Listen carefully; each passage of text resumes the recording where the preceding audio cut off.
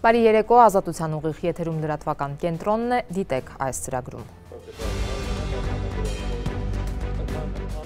Հանրային ծառայությունները կարգավորող հանձնաժողովը շարունակում է քննարկել հեծը լիցենզիայից զրկելու հարցը, որոշումը սպասվում է այսօր, մինչ այդ հեծի սեփականատեր գործարար Սամվել Կարապետյանը կշարունակի մնալ կալանքի տակ։ Թրամփի ուղու վերաբերյալ քննարկվում է երկու սցենար՝ կառուցապատման իրավունք տալ կամ 49 կամ 99 տարով։ Բաքվում Արցախի 5 ղեկավարների համար ցմահ ազատազրկում են պահանջել, Բակո Սահակյանի եւ Արկադի Ղուկասյանի համար 20 տարվա հաշվի առնելով նրանց տարիքը։ Պոդքասթի հաղորդավարներ Վազգեն Սաղաթելյանն ու Նարեկ Սամսոնյանը 2 ամսով կալանավորվեցին Ազգային ժողովի նախագահի վիրավորական ձևակերպումներին ի պատասխան հայհոյանք հնչեցնելու համար։ Վաղար շաբաթում Կիրակի ընտրություններ են, այսօր նախընտրական քարոզարշավի վերջին օրներ։ Ռուսաստանն ու Ուկրաինան շարունակում են հարվածները, տուժել է նաև Կիևում Ադրբեջանի դեսպանատան շենքը։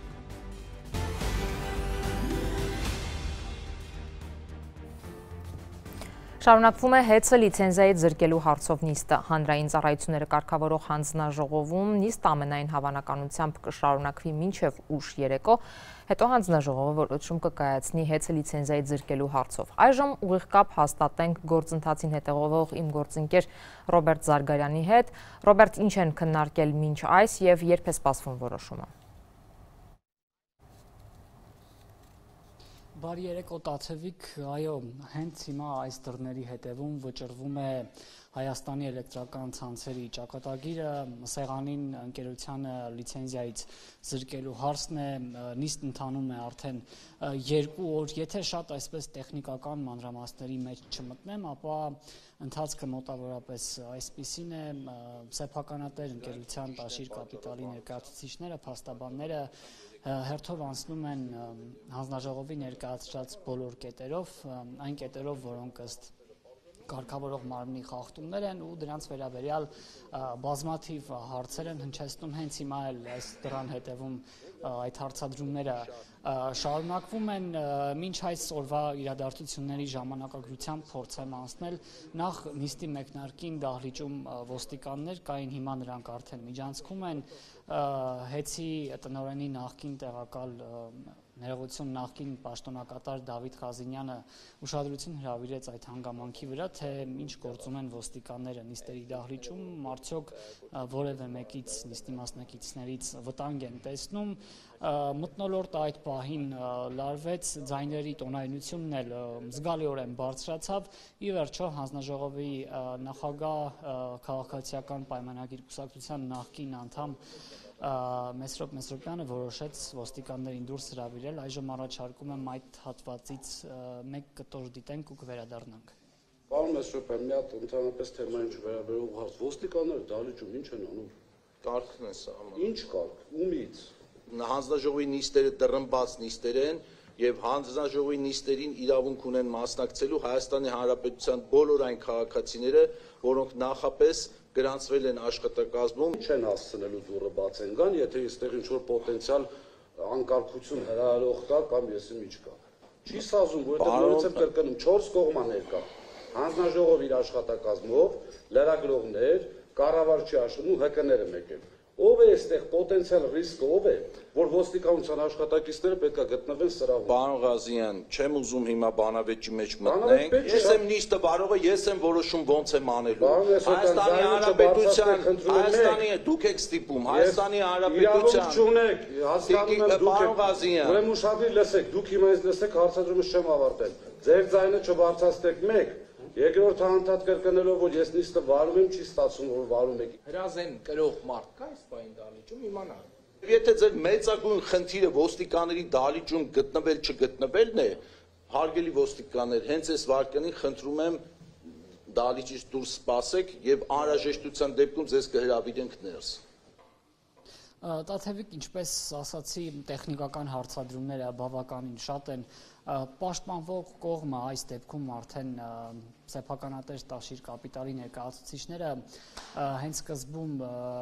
մի այսպես հիմնական հարցադրում ունեին, մասնավորապես փաստաբան Արամ Օրբելյանը այն ներկայացրեց, ասելով, որ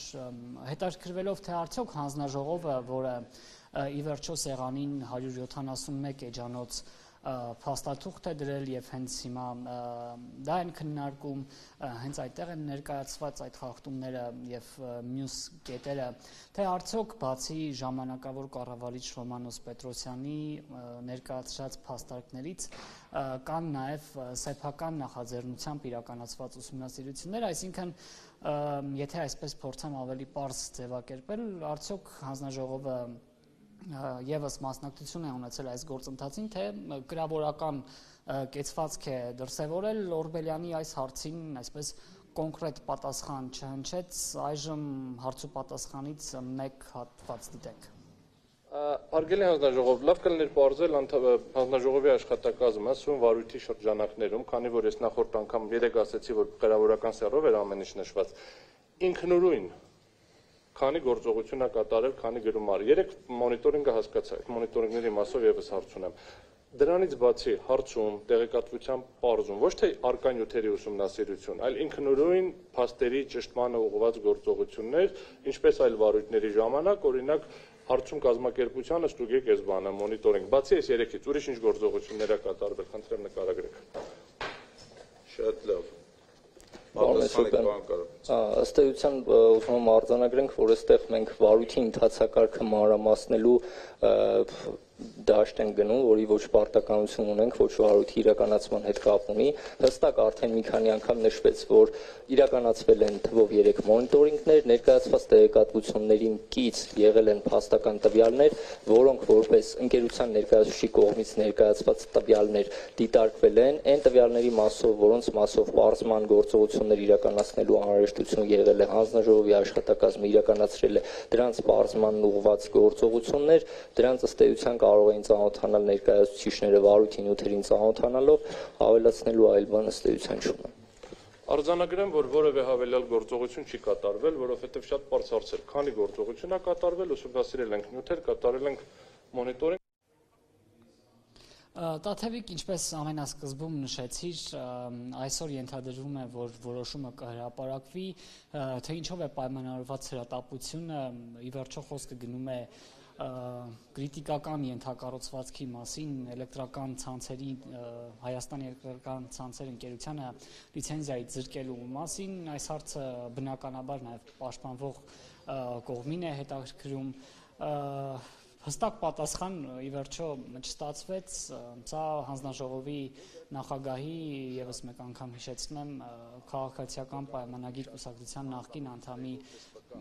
եթե չասեմ որոշումն է, ապա ցանկությունն էր աշխատանքային օրվա ավարտին տեղեկացրեց, որ այսօր պետք է ունենան որոշում,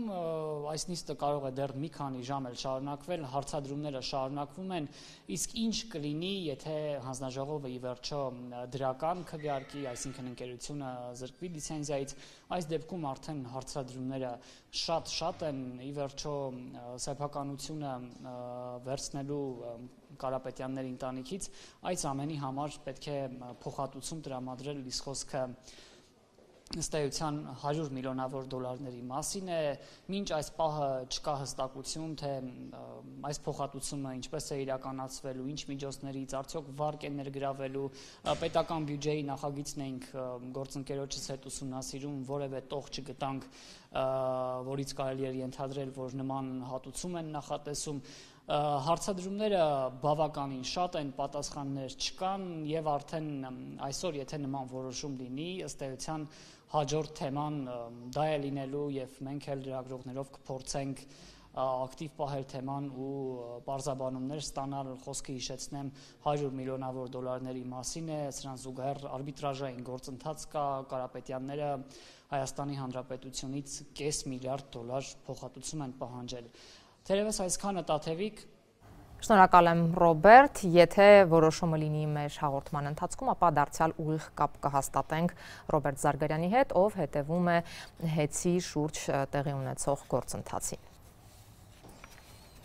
Մինչ այդ հեծի սեփականատեր գործարար Սամվել Կարապետյանը, որ 5 ամիս է արդեն անազատության մեջ է, կշարունակի մնալ կալանքի տակ։ Վերաքննիչ հակակոռուպցիոն դատարանը մերժել է պաշտպանների բողոքը եւ կալանքի որոշումը անփոփոխ է թողել։ Քննչական կոմիտեն իր հերթին միջնորդություն է ներկայացրել հակակոռուպցիոն դատարան երկարաձգելու Կարապետյանի կալանքը։ Կալանքը երկարաձգելու որոշումը Կարապետյանի պաշտպանները կբողոքարկեն նաեւ Վճռաբեկ դատարանում։ 60-ամյա Կարապետյանին հունիսին կալանավորեցին իշխանությունը զավթելու հրապարակային կոչի հոդվածով, երբ նա եկեղեցին իր ձևով պաշտպանելու մեկնաբանություն արեց։ Հիմա նոր միջնորդությամբ դիմել են դատարան, որպեսզի երկարացնեն Սամվել Կարապետյանի կալանքի տակ վայելու ժամկետը։ Մենք դա դարձյալ բացարձակ ապօրինությունների շարքից ենք համարում։ Հիմա տեսնենք, թե Առաջատյանի դատարանն այս պայմաններում ինչ որոշում կկայացնի, բոլորի համար ակնհայտ է, որ Սամվել Կարապետյանը օր առաջ պետք է լինի ազատության մեջ, լրիվ բացարձակապես ապօրինի տնտեսական մեղադրանքներ վերել Սամվել Կարապետյանին, այսպես ասած, կապելով, փորձում են ցույց դնեն դատարանին, նաև հանրությանը, որ գործ ունենք ծանր հանցագործության հետ եւ պետք է իր կալանքը երկարացվի, բայց մենք արդեն 4 դատական ակտեր ունենք առանձին, 2 հատ առաջի այցանի, 2 հատ վերաքննիչ այցանի դատական ակտեր ունենք, որոնցով ուղղակիորեն հիմնավորվել եւ հաստատվել է, որ այդ արարքներով վերջինիս առնչությունը անգամ մեղսագրվող արարքին բացակայում, այսինքն հիմնավոր կասկածը բացարձակ գոյություն չունի։ Թե հիմա Վճռաբեկ դատարանը ինչ ջուտարարությամբ, այսպես ասած, հանդես կգա եւ ինչ ապօրինի որոշումներով հանդես կգա, այս պահի մեզ դժվար է կանխատեսել։ Որոշ մանրամասներ են հայտնվում Հայաստանի հարավով անցնելիք թրիփ ուղու վերաբերյալ հայ-ամերիկյան քննարկումներից։ Ըստ վարչապետ Նիկոլ Փաշինյանի 2 սցենար կա կառուցապատման իրավունքը կարճ կամ երկար ժամկետով տրամադրել։ Խոսքը 49 կամ 99 տարվա մասին է։ Օգոստոսի 8-ին Վաշինգտոնում Հայաստանն ու Ադրբեջանը սկզբունքորեն համաձայնեցին ապաշրջափակմանը եւ գաղափարին, որ նաեւ Միացյալ Նահանգների ներդրումներով է նախագահ Թրամփի անունով այդ ուղին Հայաստանի տարածքում կառուցելու եւ նաեւ անխոչնդոտ կապ է ապահովելու Ադրբեջանի հիմնական մասի եւ Նախիջևանի միջև։ Փաշինյանը չի բացառել, որ երկաթուղու վերագործարկման համար հատվածական սահմանազատում իրականացվի հարավում, թեև մինչ այդ որոշում կար գործընթացը շարունակել հյուսիսից։ Երևանն ու Վաշինգտոնը քննարկում են թրիփուղու կառուցման իրավունքի 2 սցենար՝ 99 եւ 49 տարի տևողությամբ։ Վարչապետ Նիկոլ Փաշինյանի ներկայացմամբ դիտարկվող ժամկետները ներդրումներ ներգրավելու համար են, բայց թե որ տարբերակն է նախընտրելի հայկական կողմի համար, Փաշինյանն այսօր իր ելույթի ընթացքում չբացահայտեց։ Ներդրողը պետք է ունենա որոշակի երաշխիք, որ իր ներդրումները հետ է ստանալու շահույթի որոշակի մարժայով։ Եթե մենք օրինակ ասենք, որ 5 տարով ենք տալիս այդ հողը, ոչ մեկ ներդրում չի անի, որովհետև անիրատեսական է 5 տարում այդքան ներդրած գումարը ետ ստանալ։ Օգոստոսին Վաշինգտոնում հենց համաձայնությունների ձեռքբերման ընթացքում Միացյալ Նահանգների նախագահը Հայաստանի վարչապետի ներկայությամբ հայտարարել էր, թե Նիկոլ Փաշինյանը խոստացել է, որ միջանցքի զարգացման հայ-ամերիկյան բացառիկ գործընկերությունը առնվազն 99 տարով կլինի։ An exclusive partnership with the United States to develop this corridor, which could extend for up to 99 years. Ավելի ուշ սակայն եւ Հայաստանի վարչապետը եւ արտգործնախարարը պնդեցին 99 տարվա վերաբերյալ ֆիքսված պայմանավորվածություն չկա։ Խաղաղության խաչմերուկ զարգացնելով տարածաշրջանային հաղորդակցությունները խորագրով համաժողովի ընթացքում Փաշինյանն այսօր հայտարարեց, որ TRIP նախագծի իրագործման առաջին գործողությունը կանոնակարգման գրավոր բազա ստեղծելն է։ Դրանից հետո Միացյալ Նահանգների ու Հայաստանի կողմից համատեղ ընկերություն է ձևավորվելու։ Տնօրենների խորհուրդը կկառավարի այդ ընկերությունը, որում ներկայացված կլինեն Հայաստանը եւ նահանգները։ Պնդեց, ռազմավարական նշանակության հարցերի վերաբերյալ Երևանը վճռական ձայնի իրավունք է ունենալու։ Տնօրենների խորհրդում բաշխվածությունը կախված կլինի նաեւ մասնաբաժններից, որի շուրջ նույնպես ներկայումս քննարկումներ են տեղի ունենում։ Թրիփուղով հաղորդակցության տարբեր ենթակառուցվածքներ են գործելու, այդ թվում երկաթուղի, էլեկտրագծեր, գազի, նավթի խողովակաշարեր, մալուխներ։ Երկաթուղին, ինչպես օրեր առաջ հայտնել էր վարչապետը, անցնելու է Սյունիքով, խորհրդային ժամանակ գոյություն ունեցած երթուղով։ Ինքը պրոֆեսիոնալ չէ երկաթուղու, էներգետիկայի, նավթի, ինտերնետի եւ այլ ոլորտներում։ Եվ հավանականություն է առաջանալու անհրաժեշտություն, գուցե դեպքերի մի մասում, գուցե բոլոր դեպքերում, գուցե դեպքերի մի մասում հրավիրել պրոֆեսիոնալ ներդրողների։ Նիկոլ Փաշինյանը չբացառեց նույն երկաթուղու համար Ադրբեջանի հետ հատվածական սահմանազատման աշխատանքներ սկսելու հնարավորությունը։ Չնայած մինչ Վաշինգտոնյան պայմանավորվածությունները կողմերը որոշել էին ոչ թե Սյունիքից, այլ Հյուսիսից, Տավուշից շարունակել այն։ Փաշինյանը դարձյալ ասաց, որ Թրամփի ուղու նախագծի բուն շինարարական աշխատանքները նախատեսում են սկսել հաջորդ տարվա երկրորդ կեսին։ Նշեց, որ Ադրբեջանի նախագահի հետ Կոպենհագենում քննարկել են, թե որտեղից պետք է սկսեն այն։ Կարծես թե եկանք ըմբռնման, որ գուցե թե ամենաարագ իրականացվողը էլեկտրահաղորդման գծերի եւ գազամուղի կառուցումն է, բայց դա նախնական քննարկում էր եւ հետագա քննարկումների ընթացքում դա ավելի կկոնկրետացվի եւ հասկանալի կդառնա։ Թրամփի ուղու մասին այսօր միջազգային համաժողովին խոսեց նաև Հայաստանում Միացյալ Նահանգների դեսպանը։ Քրիստինա Քվինը, սակայն մանրամասներ չներկայացրեց նախագծից, միայն հայտարարեց, թե այն նոր հնարավորություններ է ստեղծում։ Թրիփն ու խաղաղության խաչմերուկը նաև հնարավորություն է ստեղծում էներգետիկ մատակարարումների դիվերսիֆիկացման համար, ներառյալ թրիփ պոտենցիալ խողովակաշարերով, որոնց մասին այսօրվա իր ելույթում նշեց Հայաստանի վարչապետը։ Չնայած Երևանից հնչող հայտարարություններին, որ Թրամփի երթուղին գործելու է ինքնիշխանության, իրավազորության, փոխադարձության սկզբունքների ներքո, Բաքվից շարունակում են Սյունիքով Ադրբեջանը Նախիջևանին կապող ճանապարհը Զանգեզուրի միջանցք կոչել։ Ադրբեջանի նախագահն այսօր հայտարարել է, դրա բացումը կարևոր դեր կունենա ուղիղ եւ անխոչնդոտ կապերի հաստատման գործում, նաեւ շեշտել, որ տրանսպորտային ուղիները Բաքվում ոչ միայն որպես տնտեսական բարգավաճման աղբյուր են դիտարկում, այլ նաեւ թյուրքական պետությունների սերտ ինտեգրման կարևոր հիմք։ Առանց անուններ տալու Ալիևը նաև պնդել է, թե ապակառուցողական ուժեր թիրախավորում են իրենց տրանսպորտային հանգույցները, քանի որ աճում են դրանց կարևորությունը։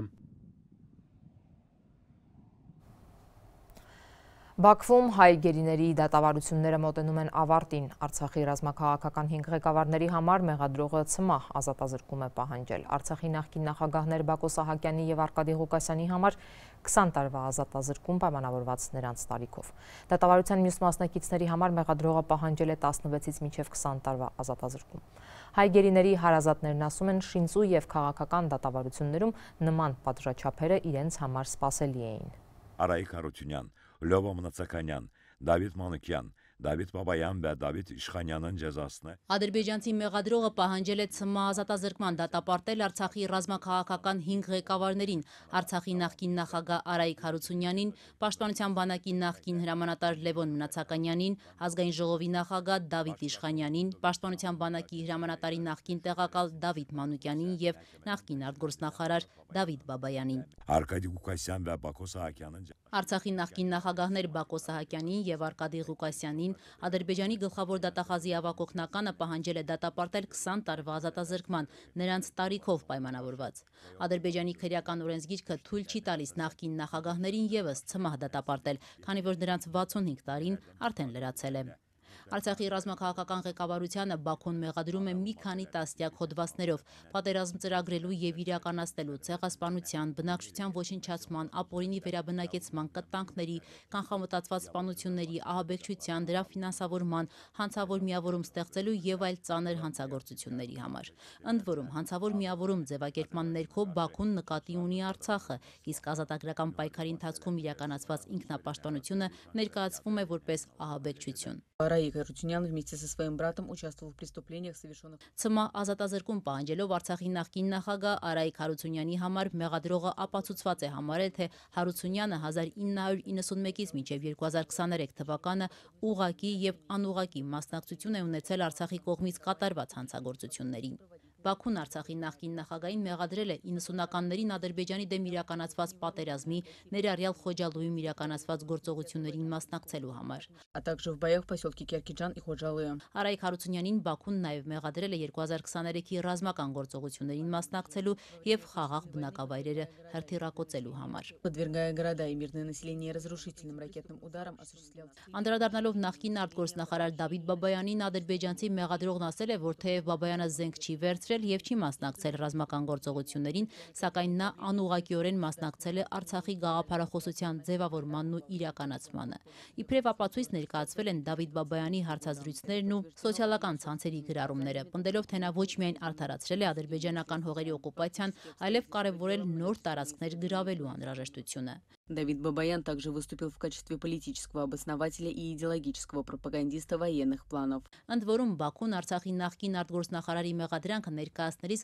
համեմատություն է անցկացրել նացիստական Գերմանիայի ռազմական հանցագործների Նյուրնբերգի դատավարության հետ, նշելով, թե պատերազմը քրեական պատասխանատվություն է նախատեսում ոչ միայն նրանց համար, ովքեր զենքը ձեռքին կրվել են, այլև այն պլանավորողների եւ արդարացնողների համար։ Իշխանյան вступил в преступную организацию, действующую под контролем военно-политического руководства Армении. Խոսելով Արցախի ազգային ժողովի նախագահ Դավիթ Իշխանյանի մասին, մեղադրողը հատուկ շեշտել է, որ նա 1989 թվականից հայ հեղափոխական դաշնակցության անդամ է, իսկ դաշնակցությունն ըստ Բաքվի մեջբերում եմ ազգային ատելություն է տարածում ադրբեջանցիների դեմ։ Դաշնակցություն, которая распространяет идеи национальной вражды против азербайджанцев. Մեղադրանքում նշվում է, որ Իշխանյանը եղել է գումարտակի հրամանատար, 1989-ից 2023-ը մասնակցել է Ադրբեջանի ինքնիշխան տարածքների օկուպացիային, եղել է падգամավոր եւ խորհրդարանի խոսնակ։ Դավիթ Իշխանյանն ի դեպ Արցախի խորհրդարանի նախագահ էր ընտրվել 2023-ի օգոստոսին։ Այդ պաշտոնում մինչև գերեվարվել է հասցրեց աշխատել ընդամենը 2 ամիս։ Шушинский батальон, в составе которого Давид Манукян служил с начала и до конца Первой Карабахской войны. Արցախի պաշտպանության բանակի հրամանատարի նախկին տեղակալ Դավիթ Մանուկյանի դեպքում էլ ադրբեջանցի դատախազը հատուկ շեշտել է այն հանգամանքը, որ նա 1992-ին ծառայել է Շուշիի առանձնակի գումարտակում, որը կազմված էր դաշնակցական կամավորականների ջոկատներից, իսկ այդ գումարտակն ըստ Բաքվի մասնակցել է Հադրութի, Ասկերանի, Շուշիի, Աղդամի, Քելբաջարի եւ այլ տարածքների գրավմանը։ Բաքվի զինվորական դատարանում ընթացող դատավարության մյուս մասնակիցների համար մեղադրողը պահանջել է 16-ից մինչև 20 տարվա ազատազրկում։ Սպասում ենք, որ այդպիսի դաժան պատիժ պիտի լինի։ Բաքվի զինվորական դատարանում խիստ պատժաչափերի առջև կանգնած հայ գերիների հարազատները, որոնց չենք ներկայացնում անվտանգության նկատառումներով, ասում են, որ իրենց համար սպասելի էր ցմահից մինչև 18-20 տարվա ազատազրկման պահանջը, քանի որ շուրջ 1 տարի շարունակվող դատավարությունը ոչ թե իրավական, այլ քաղաքական գործընթաց է։ Եվ դա է պատճառը, որ ըստ հարազատների Արցախի ռազմաքաղաքական ղեկավարությունը չի էլ փորձել Ադրբեջանում փաստաբան վարձել, բացառությամբ նախկին պետնախարար Ռուբեն Վարդանյանի։ Տեսակ քեզ վերջերս Ռուբեն Վարդանյանն հրաժարվեց իր պաշտպանից, որտեղ անիմաստ էր այդ շոուին մասնակցել։ Ի դեպ հարազատների փոխանցմամբ դատավարությունը լուսաբանող միակ լրատվամիջոցը ադրբեջանական պետական ազերթաջ գործակալությունը Արցախի ռազմաքաղաքական ղեկավարության հայտարարություններն ու արտահայտած մտքերը ամբողջությամբ չի փոխանցում, խմբագրում է, հաճախ սխալ թարգմանում, ինչը նույնպես պետական մակարդակով ընթացող շոուի մի մասն է։ Տեղեկացել են մեր հարազատները, որ իրենք այնտեղ շատ ավելի են խոսում, շատ ավելի բաց են խոսում, բայց ինչի ներկայացում։ Տարիներով իրենց հայրերին, ամուսիններին, եղբայրներին դատավարության միջոցով հետևող հարազատները դժգոհում են, որ Ադրբեջանի հետ խաղաղություն հաստատած Հայաստանի կառավարությունը գործուն քայլեր չի ձեռնարկում հայ գերիներին ազատ արձակելու համար։ Հարազատների փոխանցմամբ անցած 2 տարիների ընթացքում գոնե մեկ անգամ կառավարության որևէ ներկայացուցիչ գերիների ընտանիքներին չի հանդիպել, չի խոսել։ Մենք ինձ թվում է պիտի տեղյակ լինեինք, թե ինչ որ գործընթաց անում են։ Գոնե կառավարության ինչ որ ներկայացուցիչ պիտի մեր հետ այս 2 տարվա ընթացքում մի անգամ հանդիպեր։ Որևէ հանդիպում չի եղել որևէ ներկայացուցչի հետ։ Չէ։ Օրերս խորհրդարանում վարչապետ Նիկոլ Փաշինյանը վերահաստատեց իր մոտեցումը։ Խաղաղությունն է, որ կնպաստի նաև գերիների ազատ արձակմանը։ Ինչքան բարենպաստ լինի միջավայրը Հայաստանի եւ Ադրբեջանի միջև, այդքան ավելի հեշտ կլուծվի նաև այդ հարցը։ Երկու անգամ հետաձգված առողջապահական ապահովագրության համակարգի ներդրումն այլևս չի հետաձգվի։ Իշխանությունները խոստանում են, որ այն կներդրվի 2026 թվականի հունվարից։ Կառավարությունն այսօր է հաստատել նախագիծը, որը կուղարկվի խորհրդարան անհետաձգելի ընթացակարգով քննարկման։ Առաջին փուլում պետությունը կվճարի ապահովագրավճար մինչև 18 տարեկան երեխաների, 65 տարեկանից բարձր անձանց, 18-ից 65 տարեկան հաշմանդամություն ունեցողների եւ անապահովության բալ ունեցող քաղաքացիների համար, իսկ 200,000 դրամով ավելի աշխատավարձ ստացող քաղաքացիներից ամեն ամիս 10,800 դրամ կգանձվի պարտադիր ապահովագրական համակարգից օգտվելու համար։ Հետագայում նախատեսվում է համակարգում ներառել բոլոր քաղաքացիներին։ Կարևորը միջև մի էլի որոշ խոսույթներում կա առողջության համապարփակ ապահովագրություն։ Ապահովագրությունը համապարփակ չի, այսինքն չի ծածկելու առողջապահական բոլոր հնարավոր ծախսերը։ Ապահովագրության համակարգը համընդհանուր է, այսինքն ներառելու է բոլորին, բայց հունվարի 1-ից էլի բոլորին չի ներառելու։ Սա ընդհանրապես առաջին փուլն է, եւ հունվարի 1-ից էլ ում ներառեց, էլի ամեն ինչ չի, բոլոր ծառայությունները չի, որ ծածկելու է առողջության համընդհանուր ապահովագրությունը։ Եթե պարոն վարչապետ, անձը իր վիճակին համահունչ ցուցումը չունի, բայց ուզում է ստանալ բուժօգնությունը, սա էլ պետք է նշենք։ Լինում են դեպքեր, երբ որ մարդը գալիս է էմերջենսիում ասում են դուք այս ծառայության կարիքը ցուցումը չունեք։ Պիտի հանձնեք որոշակի անալիզներ, օրինակ եմ բերում, եւ պիտի գնաք ձեր պոլիկլինիկայում, հանձնեք դրանք։ Պոլիկլինիկայում դրանք կլինեն փոխհատուցվող, բայց եթե անձը ուզում է ստանալ դա հիվանդանոցում, արդեն դա ծածկույթի մեջ չի եւ այո, նա պետք է վճարի այդ ծառայության։ Եթերում Ազատության լրատվական կենտրոնն է, մեր լուրերին կարող եք հետևել նաեւ Ազատության տելեգրամյան ալիքում, իսկ այս ծրագրի երկրորդ մասում առաջարկում ենք։ Պոդքասթի հաղորդավարներ Վազգեն Սաղաթելյանն ու Նարեկ Սամսոնյանը 2 ամսով կալանավորվեցին ազգային ժողովի նախագահի վիրավորական ձևակերպումներին ի պատասխան հայհոյանք հնչեցնելու համար։ Վաղար շաբաթում Կիրակի ընտրություններ են, այսօր նախընտրական քարոզարշավի վերջին օրներ։ Ռուսաստանն ու Ուկրաինան շարունակում են հարվածները, տուժել է նաև Կիևում Ադրբեջանի դեսպանատան շենքը։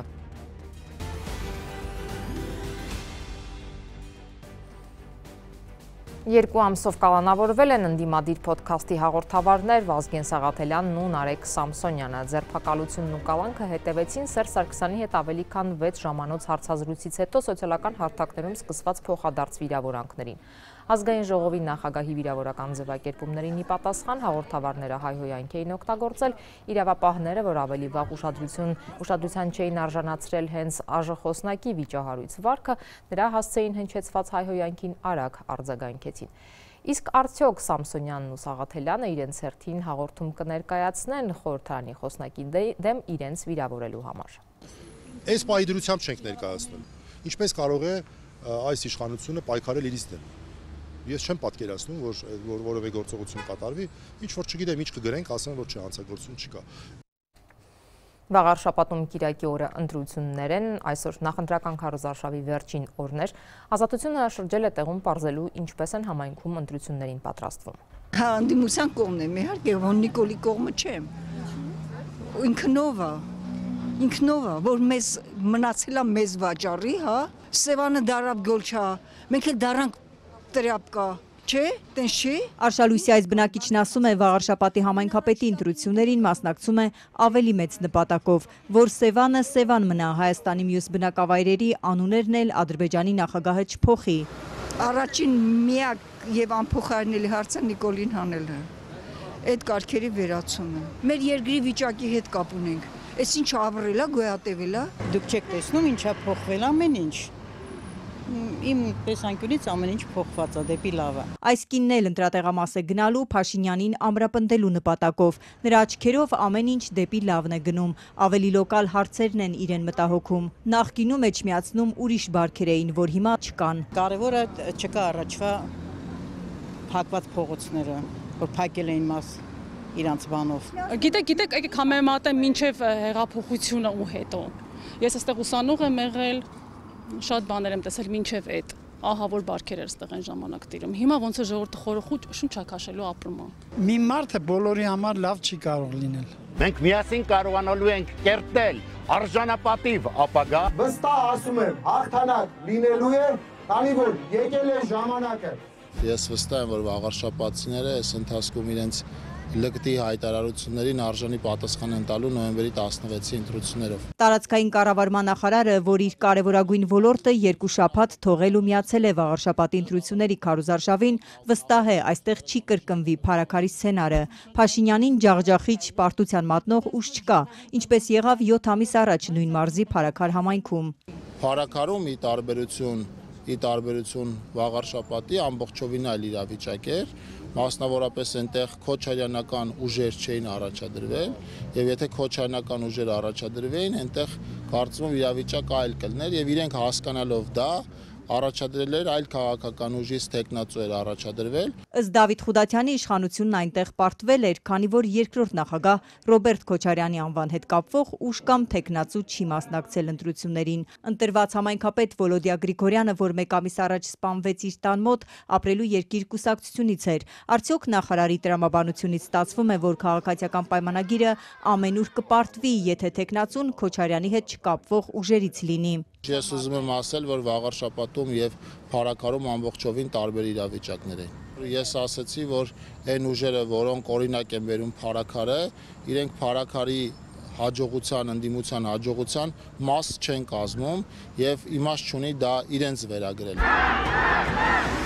Քաղաքը իրենց պատկերացմամբ միայն տոմետով եւ բորձուրով է, ոչ։ Վաղարշապատում համայնքապետի համար պայքարող ուժերից իշխանության գլխավոր մրցակիցը համարվում է Հաղթանակ դաշինքը, որ առաջ ու դաշնակցություն կուսակցությունների միասնությունն է։ ԿՊԱԿ նախարարը մրցակիցներից Հաղթանակ Անդրանիկ Թևանյանի Մայր Հայաստանն ու ԱԱԾ նախկին տնօրեն Արթուր Վանեցյանի կուսակցությունները համարում է քոչարյանական։ Իրենք անկախ իրենց ցուցակների առաջին համարների անուն ազգանուններից, իրենք քոչարյանական ուժեր են, ովքեր փորձում են տեղային ռևանշի միջոցով Հայաստանում վերցնել իշխանություն, որ իրենց մոտ չի ստացվել։ Վստահ եմ, որ վաղարշապատցիները իրենց ձայնով քաղաքացիական պայմանագրին պարզապես իշխանազրկելու են վաղարշապատում։ Ընդդիմադիր ուժերն էլ նոյեմբերի 16-ին վաղարշապատում Փաշինյանի իշխանության պարտությունն են կանխատեսում։ Պնդում են, թե իշխող ուժի վարկանիշն ընկել է։ Էջմիածնի քաղաքապետի պաշտոնից կոռուպցիոն սկանդալով հեռացած Դիանա Գասպարյանն էլ հո նախկին չէր, Փաշինյանի թիմակիցն էր ԿՊԱ անդամ։ Ես չեմ ցանկանա գործի մանրամասների մեջ խորանամ,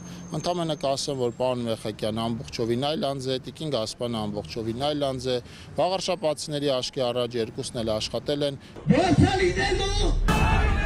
Վաղարշապատի նախընտրական քարոզարշավի վերջին օրն է։ Մարդիկ այս կիրակի կորոշեն, որ ուժին վստահեն իրենց համայնքը։ Քաղաքական ուժերը ամփոփում են քարոզարշավը երթերով ու հավաքներով։ Իշխանությունն ընդդիմադիրներին մեղադրում է ռևանշի համար։ Ընդդիմադիրներն էլ իշխանությանը խախտումների ու վարչական ռեսուրսի չարաշահման։ Դիտորդական կազմակերպություններն էլ են հայտարարել չարաշահումների ու ընդդիմադիրներին աշխատանքից հեռացնելու ահազանգերի մասին։ Եթե մենք քաղաքական նպատակներով մարդկանց ազատող լինենք, ապա եւ հաղթանակ դաշինքի ցուցակով առաջադրված տեխնացու կա, որ աշխատում է ՏԿ-ի ենթակայության հիմնարկում, եւ նաեւ դեմոկրատների ցուցակով տեխնացու կա առաջադրված, ով աշխատում է ՏԿ-ի ենթակայության հիմնարկում։ Էջմիածնի համայնքապետի ղեկավարի պաշտոնի համար պայքարում է նաեւ Պաշտպանության նախկին նախարար Արշակ Կարապետյանի կուսակցությունը։ Ազատ դեմոկրատներ, ազգային առաջընթաց ժառանգություն կուսակցություններն են մասնակցում։ Երևանի ավականիում իշխանության կոալիցիոն գործընկեր Հանրապետություն կուսակցությունն էլ։ Այս ընտրություններում էլ քարոզարշավն առանց քրեական զարգացումների չանցավ։ Գեղակերտի դպրոցի ԿՊԱ-ական տնօրեն ձերբակալվեց։ Ընդդիմադիր Մայր Հայաստանի տեխնացուների դեմ քրեական գործեր են պատրաստվում։ Աղոթքի նախաճաշ Հայաստանում վաղը վարչապետ Նիկոլ Փաշինյանի մասնակցությամբ նման մի միջոցառում է սպասվում։ Միացյալ Նահանգներում ընդունված այս ձևաչափը առաջին անգամ է Հայաստանում փորձարկվելու, տարբեր երկրներից մի քանի 100 ներկայացուցիչներ են եկել նախաճաշին մասնակցելու։ Ինչի մասին են աղոթելու եւ ինչ են քննարկելու։ Աղոթքի նախաճաշ Միացյալ Նահանգներից սկիզբ առած այս միջոցառումը հասավ Հայաստան։ Վաղը առավոտյան շուրջ 300 հյուրեր Մայրոթի Տիգրան Մեծ սրահում կնախաճաշեն ու համատեղ կաղոթեն։ Հյուրանոցից մենյուն հրաժարվեցին գաղտնազերծել, բայց աղոթքի նախաճաշերում ընդունված է սեղանին սերուցքային պանիր, վարսակի փաթիռներ, նարնջի հյութ ու սուրճ դնել։ Այս պատմության մեջ հանդիսավորն ամենևին էլ նախաճաշը չէ։ Ամենուս համար նոր է խոսակցությունը անգլերենով շարունակեմ. It's about coexistence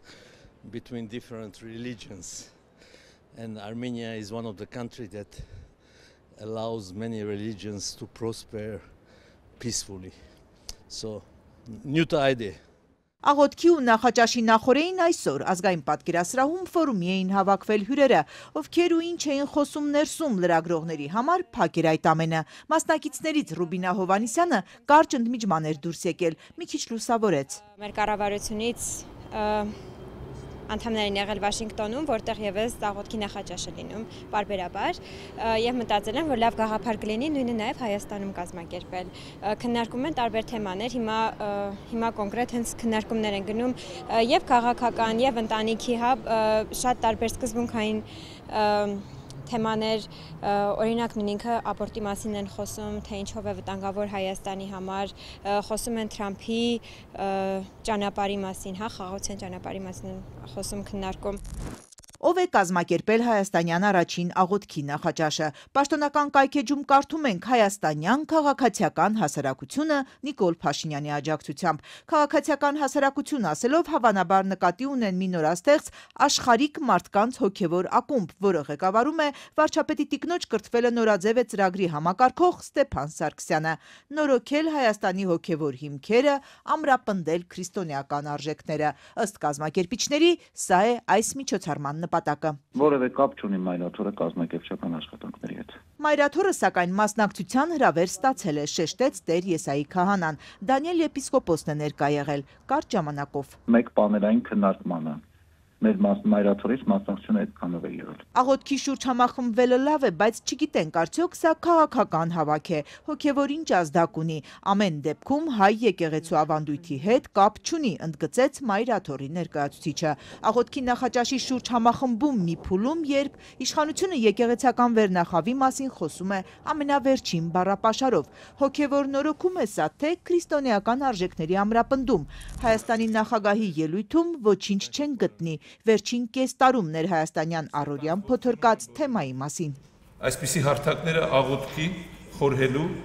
բաց երկխոսության ունեն առանձնահատուկ նշանակություն։ Դրանք հիշեցնում են, որ տարբեր կարծիքներն ու հավատքները կարող են միավորվել ընդհանուր նպատակի շուրջ, հանուն համերաշխության եւ խաղաղ ապագայի։ Արագ նյութերում չենք մտնալ, գիտեք,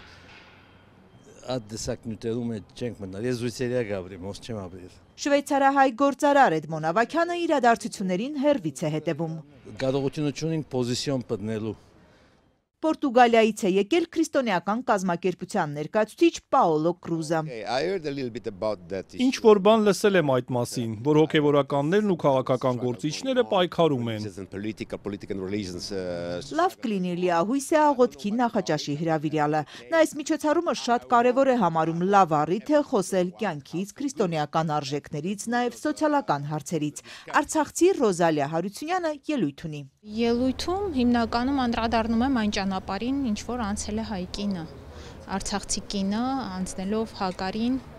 Արցախից դեպի Հայաստան։ Իսկ արցախցիների Հակարիից հետոյի փորձություններին Ռոզալիան չի անդրադառնա, ասաց ելույթն ընդամենը 8 րոպե պիտի լինի, նա խնդրել է գլխավորն ասել։ Օրինակ, որ հայ կինը անկոտրուն է, ուժեղ կամք ունի։ Երկխոսության լավ հնարավորություն է սա։ Գործարար Հայկ Մարգարյանը եկել էր պատմելու, ինչպես հաջողել բիզնեսում առանց պատվիրանները խախտելու, հոգևոր արժեքները պահպանելով։ Հոգևոր վերնախավի դեմ իշխանական պայքարը իր ոլորտը չէ։ Խնդրում եմ քաղաքական հարցերով իմ հետ չխոսաք։ This is Yerevan, the capital of Armenia. Աղոթքի նախաճաշի շուրջ հովվերգական մթնոլորտը խախտում է քրիստոնեական համերաշխություն կազմակերպության ներկայացուցիչ Ջոել Վելտքամփը։ Հայաստանի իշխանությունը բանտ է նետել 4 հոգևորականի եկեղեցու ավելի քան 20 աջակցի, ահազանգում է նախաճաշի այս հրավիրյալը։ Իր կազմակերպությունը թույլտվություն է խնդրել այցելելու բանտարկյալներին։ And Armenian human rights groups are telling us Հայաստանյան իրավապաշտպանները մեզ ասում են, որ այս մարդկանց ներկայացված մեղադրանքները երբեմն կեղծված են, երբեմն չափազանցված, այսինքն սրանք քաղաքական հետապնդումներ են, նրանք քաղաքական բանտարկյալներ են։ Ջոել Վելտքամփը մյուս սեղանակիցներին առաջարկում է բարձրացնել այս հարցերը։ Հայաստանի կառավարությունում կարծում են, որ անարգել կարող են ճնշումներ եւ ոչ ժողովրդավարական մեթոդներ կիրառել, ու մենք այդ մասին ոչ մի հարց չենք տա իրենց։ Իդեպ այսօր երեկոյան վարչապետն է ելույթով միանալու աղոթքի նախաճաշի հրավիրյալներին։ Վաղը նախատեսված է այցելություն նաև Մայրաթոր, տաճար ու թանգարաններ կայցելեն հյուրերը։ Նրանցից շուրջ 20 հոգի ցանկացել է ամենայն հայոց կաթողիկոսի հետ հանդիպել։ Մայրաթորից ասացին, վեհափառը կսպասի նրանց։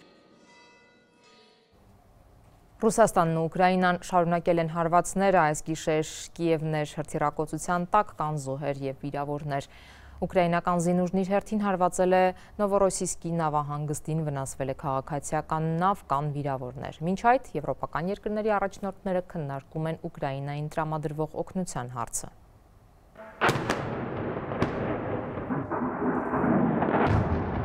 Ռուսական զորքը գիշերը հրթիռներով եւ անօդաչուներով զանգվածային հարվածներ է հասցրել Կիևին։ Կա 7 զոհ, առնվազն 35 վիրավոր, այդ թվում 1 երեխա։ Վնասվել է մոտ 10 բազմաբնակարան շենք, նաեւ դպրոց, բուժհաստատություն, վարչական շենքեր։ Մայրաքաղաքի տարբեր թաղամասերում հրդեհներ են բռնկվել։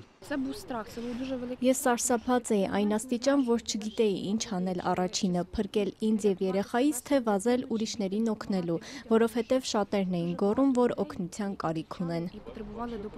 І тут я понимаю, що на мені горить волосся. Я нічого не чула, нічого не бачила. Հասկացա, որ մազերս այրվում են, ոչինչ չի կարողանում լսել կամ տեսնել։ Ականջներումս միայն զնգոց էր։ Տանս մուտքի դուռը փլուզվել էր եւ այնտեղից բոցեր էին դուրս գալիս։ Վերցրի շանս եւ փնտրեցի կատուներին, բայց չգտա։ Я беру собаку,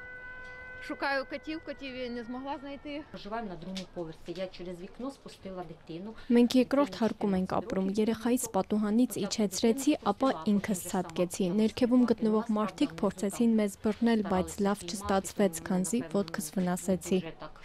Гарно спіймали, тому що я ногу поранила. Ռուսական անօդաչուները հարվածել են նաև Օդեսայի մարզի Չեռնոմորսկ քաղաքի շուկային, զոհվել է 2 եւ վիրավորվել 11 մարդ։ Ազատության ուկրաինական ծառայության տվյալներով երեկոյան ռուսական հարվածներից եւս 2 մարդ զոհվել է Զապորոժիայում։ Ռուսական կողմը հայտնել է, որ եւս 2 բնակավայր է վերցել Ուկրաինայի արևելքում։ Ուկրաինայի նախագահը հայտնել է, որ գիշերը ռուսական զինուժը 430-ից ավելի անօդաչու եւ 18 հրթիռ է կիրառել, որոնցից մեկի բեկորներից վնասվել է նաև Կիևում Ադրբեջանի դեսպանատունը։ Վլադիմիր Զելենսկին նշել է, որ Ուկրաինան այս հարվածներին պատասխանում է Long Neptune մեծ հեռահարության հրթիռներով։ Նա դաշնակիցներին կոչ է արել խստացնել պատժամիջոցները, որպեսզի Ռուսաստանը դադարեցնի պատերազմը։ Սա միտումնավոր հաշվարկված հարձակում էր, որի նպատակն էր մարդկանց եւ քաղաքացիական ենթակառուցվածքներին առավելագույն վնաս հասցնել։ Ավելի ուշ Զելենսկին խոսել է Ադրբեջանի նախագահի հետ, երկու ղեկավարներն էլ դատապարտել են դեսպանատան վրա հարձակումը։ Նաև Ադրբեջանի արտգործնախարարությունը կանչվել, Ռուսաստանի դեսպանը, որին բողոքի նոտա է հանձնվել։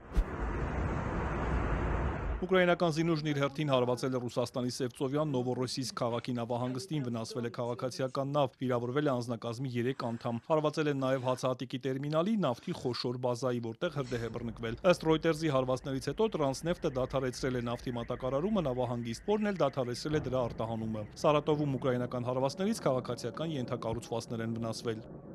Ու մինչ Ռուսաստանն ու Ուկրաինան շարունակում են հարվածները, Գերմանիայի պաշտպանության նախարարն այսօր հյուրընկալել է եվրոպական 5 երկրի պաշտոնակիցներին եւ ԵՄ արտգործնախարար Կայա Կալասին քննարկելու Ուկրաինային տրամադրվող օգնության հարցը։ Բորիս Պիստոլիուսն ասել է, որ Գերմանիան եւս 150 միլիոն եվրո կտրամադրի Ուկրաինայի համար զենք գնելու նպատակով։ Նա նշել է, որ ձմռանն ընթരാճ Ռուսաստանն ինտենսիվ հարվածում է Ուկրաինայի էներգետիկ ենթակառուցվածքներին։ Պուտինը հստակ նպատակ ունի ձմեռը հնարավորինս անտանելի դարձնել Ուկրաինայի համար, ոչնչացնել նրանց մարտական ոգին եւ կոտրել ուկրաինացիների դիմադրությունը։ ԵՄ արտգործնախարար Կայա Կալասն էլ ասել է, որ Ուկրաինային աջակցելու մի շարք ուղիներ կան, սակայն ռուսական ակտիվներից ստացված միջոցների օգտագործումը Ուկրաինայի պաշտպանությունն ապահովելու ամենաճիշտ տարբերակն է։